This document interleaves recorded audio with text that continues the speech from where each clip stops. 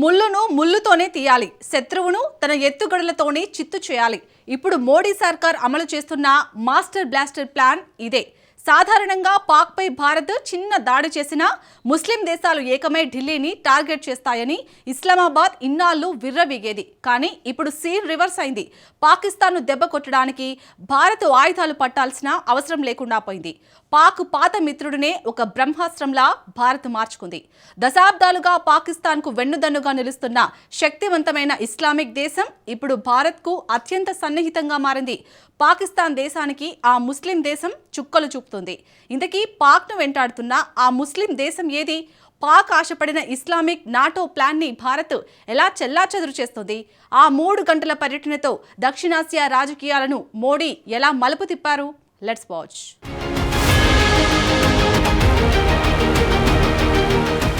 Islamic NATO పాక్కు శాపంగా మారిందా?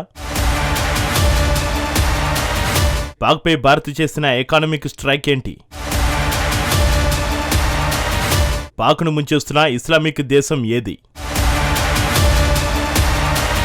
ముళ్ళును ముళ్ళుతోనే తీయాలంటారు పెద్దలు. ఈ సమితిను అక్షరాలా పాటిస్తోంది మోడీ సర్కారు. సాధారణంగా ఒక ముస్లిం దేశంపై దాడి చేస్తే మిగిలిన ముస్లిం దేశాలన్నీ గొంతెత్తుతాయి. అందులోనూ పొరపాటున పాకిస్తాన్పై దాడి జరిగిన భారత్ ముస్లిం దేశాన్ని టార్గెట్ చేసినట్టుగానే ప్రపంచానికి ఇతర ముస్లిం దేశాలు చూపించేందుకు ఆరాటపడతాయి. ముస్లిం దేశాల్లో పాకిస్తాన్కున్న పరపతి అలా ఉంది మరి. అయితే ఈ దేశాన్ని శక్తితో దెబ్బ కొడితే భారత్ను నిందిస్తూ ముస్లిం దేశాలు గగ్గోలు పెడతాయి.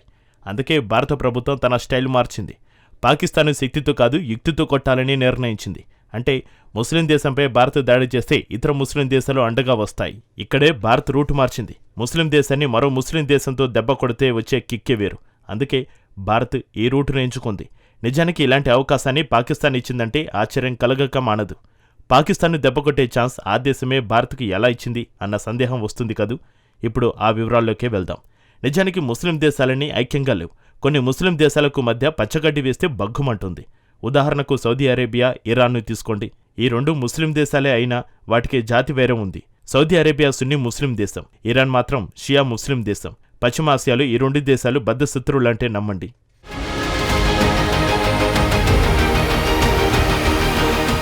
మరో గల్ఫ్ దేశం యెమెన్ను తీసుకోండి. ఈ గల్ఫ్ దేశంలో సున్నీలు, షియా ముస్లింలు 2 వర్గాలుగా విడిపోయారు. షియా ముస్లింలకు హూతీలు నాయకత్వం వహిస్తారు. యెమెన్లో హూతీలు తిరుగుబాటుదారులు. వారి కంట్రోల్లో ఉత్తర యెమెన్ ఉంటుంది. ఇక దక్షిణ యెమెన్ సున్నీ ముస్లింల ఆధీనంలో ఉంది. నిజానికి ఈ దక్షిణ యెమెన్ ఇటీవల వార్తల్లో నిలిచింది. దక్షిణ యెమెన్లో 2 వర్గాలు ఉన్నాయి. ఒక వర్గానికి సౌదీ అరేబియా మద్దతు ఇస్తోంది. మరో వర్గానికి యునైటెడ్ అరబ్ ఎమిరేట్స్ యుఏఈ అండగా నిలుస్తోంది. యుఏఈ అండగా నిలిచే వర్గం ప్రభుత్వాన్ని వ్యతిరేకిస్తోంది. ఈ 2 వర్గాల ఘర్షణలు సౌదీ అరేబియా, యుఏఈ మధ్య శత్రుత్వాన్ని పెంచింది. ఇప్పుడు పాయింట్కి వద్దాం. పాకిస్తాన్ను ముస్లిం దేశంతో దెబ్బకొట్టే అవకాశాన్ని భారత్కు ఇస్లామాబాద్ ఎలా ఇచ్చింది? ఇటీవల ఇస్లామిక్ నాటో తెగ చర్చల్లోకి వస్తోంది. 2025 సెప్టెంబర్లో సౌదీ అరేబియాతోటి పాకిస్తాన్ ద్వైపాక్షిక రక్షణ ఒప్పందం కుదుర్చుకుంది. ఈ ఒప్పందం ప్రకారం సౌదీ అరేబియాపై దాడి జరిగితే సదరు అటాక్ పాకిస్తాన్పై కూడా జరిగినట్టే. సో 2 దేశాలు ఏకమై శత్రువును ఎదుర్కొంటాయన్నమాట. ఒక రకంగా చెప్పాలంటే ఇది నాటో తరహా ఒప్పందం. నాటో అంటే నార్త్ అట్లాంటిక్ ట్రీటీ ఆర్గనైజేషన్. నాటోలో ప్రస్తుతం 32 దేశాలు ఉన్నాయి. ఇందులో ఏ దేశంపై దాడి జరిగినా 32 దేశాలు కలిసి యుద్ధానికి దిగుతాయి. సో ఇస్లామిక్ నాటోలో తాము కూడా చేరేందుకు సిద్ధమని ఇటీవల టర్కీ ప్రకటించింది.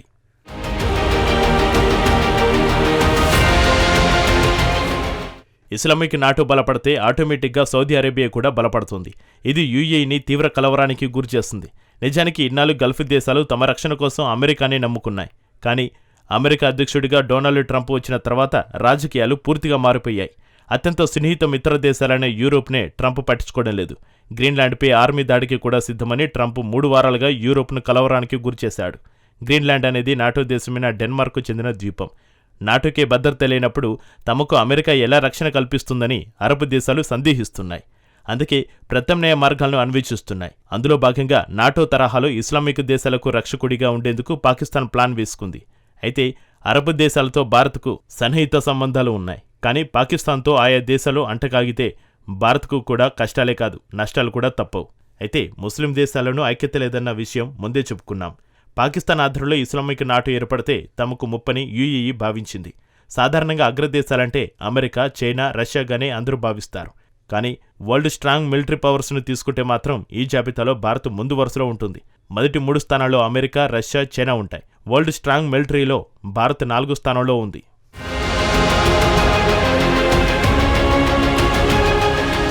సో అమెరికాపై యుఏఈ ఆశలు కోల్పోయింది. రష్యా యుద్ధంలో పోరాడుతోంది. మిత్ర దేశాలను రక్షించే సీన్ ఇప్పుడు మాస్కోకు లేదు. ఇక 3వ స్థానంలో ఉన్న శక్తి చైనా. డ్రాగన్ ఎప్పుడు ఎలాంటి డ్రామాలు ఆడుతుందో ఎవరికీ తెలియదు. పైగా ఆ దేశం ఆయుధాలపై ప్రపంచానికి నమ్మకం లేదు. ఇక యుఏఈకి ఉన్న నెక్స్ట్ ఆప్షన్ ఇండియా. భారత్ నమ్మకమైన మిత్రదేశం. మిత్రులకు ద్రోహం చేసిన చరిత్ర లేదు. పైగా భారత్ ఇప్పటివరకు చేసిన యుద్ధాల్లో ఓటమి లేదు. గతంలో చైనా యుద్ధం ఒప్పందం కారణంగా ఆగిపోయిన అప్పటి భారత్ వేరు, ఇప్పుడున్న ఆధునిక భారత్ వేరు. పాక్ ఆధ్వర్యంలో ఇస్లామిక్ నాటోలో టర్కీ చేరతామని ప్రకటించగానే అబుదాబి ఉలిక్కిపడింది. ఇస్లామిక్ నాటో ఏర్పాటైతే తమకు ముప్పు తప్పదని భావించింది.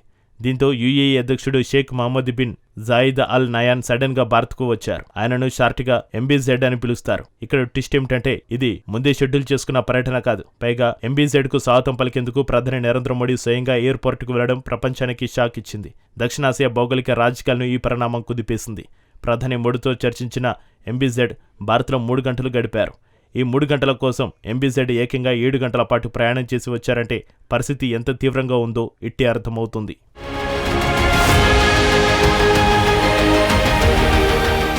ఇక భారత పర్యటనను ముగించుకుని వెళ్లిన MBZ యుఏఈ జైలులో మగ్గుతున్న 900 మంది భారతీయులను విడుదల చేస్తున్నట్టు ప్రకటించి ఇండియాతో సంబంధాలు బలోపేతం చేసుకున్నట్టు పాకిస్తాన్కు బలమైన సంకేతాలను పంపారు. యుఏఈ జైలులో మగ్గుతున్న తమ పౌరులను విడిపించుకోవడానికి పాకిస్తాన్ అష్టకష్టాలు పడుతోంది. నిజానికి దశాబ్దాల పాటు పాకిస్తాన్ పెద్దనగా యుఏఈ వ్యవహరించింది. పాకిస్తాన్కు ఆర్థిక కష్టాలు వస్తే తానే దగ్గరుండి నిధులు ఇచ్చి ఆదుకునేది. కానీ ఇప్పుడు మిత్రదేశమే శత్రువుగా మారింది. అందుకు సౌదీతో పాక్ చేసుకున్న ఒప్పందమే కారణం. ఇక్కడితో యుఏఈ ఆగిపోలేదు. ఆగిపోతే అందులో ప్రత్యేకత ఏముంటుంది? తాజాగా పాకిస్తాన్కు అబుదాబి మరో దెబ్బ కొట్టింది. అసలే అప్పులో కూరుకుపోయిన పాకిస్తాన్కు ఇస్లామాబాద్లోని అంతర్జాతీయ ఎయిర్పోర్టు నిర్వహణ కష్టంగా మారింది. దీంతో గతంలో మిత్రదేశాన్ని ఆదుకునేందుకు ఇస్లామాబాద్ ఎయిర్పోర్టు నిర్వహణ బాధ్యతలు యుఏఈ తీసుకునేందుకు 2025లో ఒప్పందం చేసుకుంది. అయితే తాజాగా ఒప్పందాన్ని రద్దు చేసుకుంటున్నట్టు యుఏఈ ప్రకటించింది. ఈ విషయాన్ని పాకిస్తాన్ మీడియా ధృవీకరించింది. ఈ దెబ్బతో పాకిస్తాన్ ప్రధాని షహబాజ్ షరీఫ్, ఆర్మీ చీఫ్ ఆసిమ్ మునీర్ తీవ్ర ఆందోళనకు గురయ్యారు. నిజానికి ఈ ఒప్పందం రద్దుకు కారణాలను యుఏఈ వెల్లడించలేదు. కానీ ఒప్పందం రద్దు చేసుకున్న టైమింగ్ చూస్తే పక్కా భారత్ కొట్టిన దెబ్బగానే తెలుస్తోంది.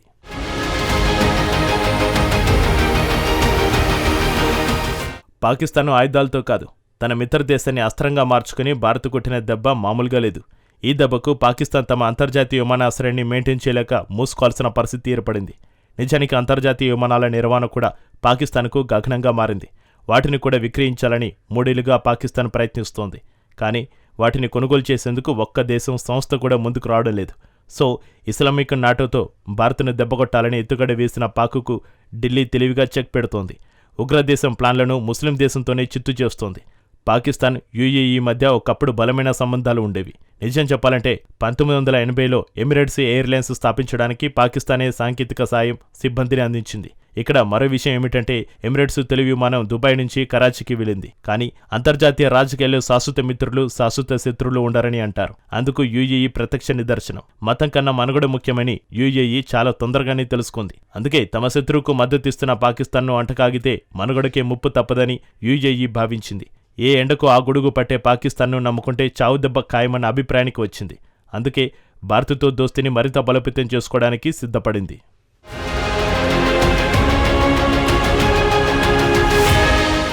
ఇప్పుడు భారత్తో కలిసి సౌదీకి మద్దతు ఇస్తున్న పాకిస్తాన్పై ఆర్థికంగా విరుచుకుపడేందుకు యుఏఈ సిద్ధమైంది. పాకిస్తాన్ను ఆర్థికంగా స్థిరంగా ఉంచేందుకు $300 కోట్ల ఆ దేశంలో రిజర్వు నిల్వలను ఉంచింది. 2026లో పాకిస్తాన్ చెల్లించాల్సిన $200 కోట్ల గతంలో యుఏఈ వాయిదా వేసింది. ఇప్పుడు ఈ రుణాలపైన యుఏఈ కన్నేసే ఛాన్స్ ఉంది. పాక్కు కష్టం వస్తే ఆదుకునేందుకు ముందుండే యుఏఈ ఇప్పుడు శత్రువుగా మారడం పాకిస్తాన్కు పెద్ద దెబ్బ. సౌదీ అండ చూసుకుని రెచ్చిపోతున్న పాక్కు అసలు వాస్తవాలను చూపించేందుకు భారత ప్లాన్లో యుఏఈ భాగమవుతోంది. ఇది పాకిస్తాన్ను ఆర్థికంగా నిండా ముంచేయడం ఖాయం.